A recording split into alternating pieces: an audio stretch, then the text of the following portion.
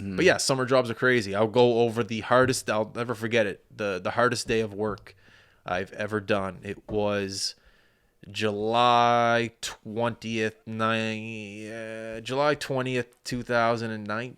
No, not even. Pre-COVID? Because that's 2019. No, this is not even. This is like a year out of high school. So what am I saying? Oh, 2000, maybe 14, something like that. Hardest day of work of my life. I'm working for a landscaping company, and it might have been my second, third day there. And I knew the boss, the guy who owned the company. He was friends of my mom, and I think my mom helped me with the job. I got it. And it was like my second day. The first day, I didn't really do anything, mowed a couple lawns, yada, yada. But I think the owner of the company wanted to see my work ethic. And he paired me with just another guy. And he was a vet. He's been in this landscaping company for years and years and years.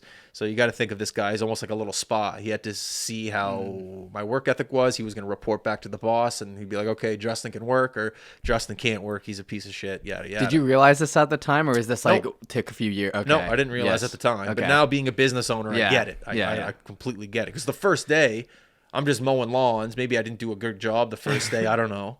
So I remember showing up the second day. I'm like, oh man, this job's not bad. You mow a couple lawns in the suburb, roll the sleeves up, get a little tan. Not that I was overly working. I just, it was a day of work, first day. You can't expect too much from me. So I get there the second day, and raining. Hard rain.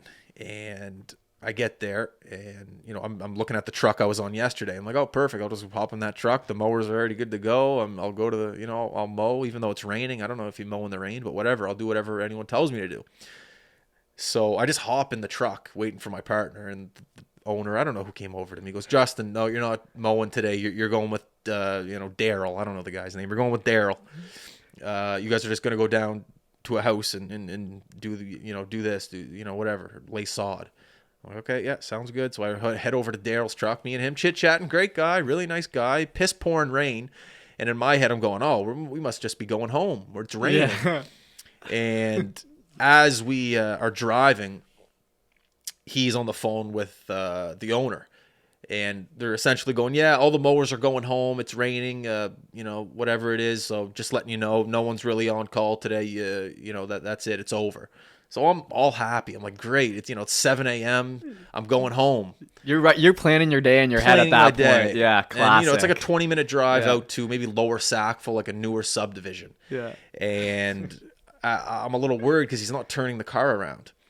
We get to this beautiful, beautiful home where you could tell it's fresh sod, but it's getting a little longer. I'm like, okay, maybe we're just mowing a lawn. I don't understand. What are we doing here? Because there's no mowers on the truck. And it's still piss pouring rain. Yeah. There's really there's no equipment in the truck.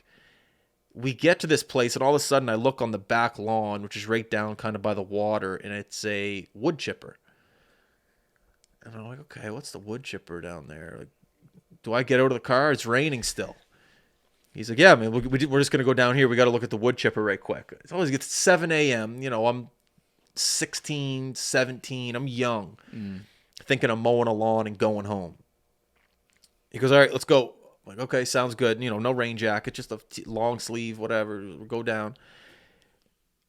In the middle of the woods, on the right of the backyard, there's a bunch of chopped up logs. And I'm talking logs, Jeff, just big old logs. He goes, yeah, we're trimming today. We're chucking logs into this chipper. And hopefully we'll be done by 6, 7 o'clock. Oh, that's what he said? That's what he said. So this guy, I'm telling you, is a grizzled vet. To him, he's pumped. He's working in the rain. He loves this. There's people out there that love landscaping, that love doing this stuff, just love it. And obviously I wasn't too thrilled, but I did it out of maybe spite. At the time, I didn't know I was being tested. Yeah. But I was doing it out of, fuck you. You're making me do this right now. I'll prove to you who I am and what I can do. Back against the wall. And there was logs I could barely lift. Piss pouring rain, mud everywhere. Hardest day of work of my life. I'm chucking logs into this wood chipper. and the wood chips are being dispersed all over like not the forest. Like the forest was right next to the lawn, so the wood chips were just dispersed basically in the forest to make it look a little bit cleaner. Mm-hmm.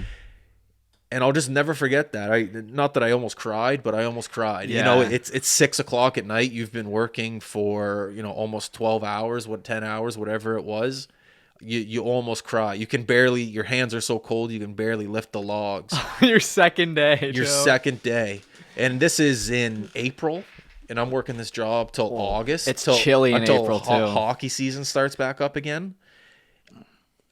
I'll never forget it to this day. But because of that day, there will never be another day of work where I work harder in my entire life. So in terms of that one day, I am not scared of any in particular piece of work that I have to do with this company ever again for the rest of my life, because it'll never beat that day. It'll never beat it.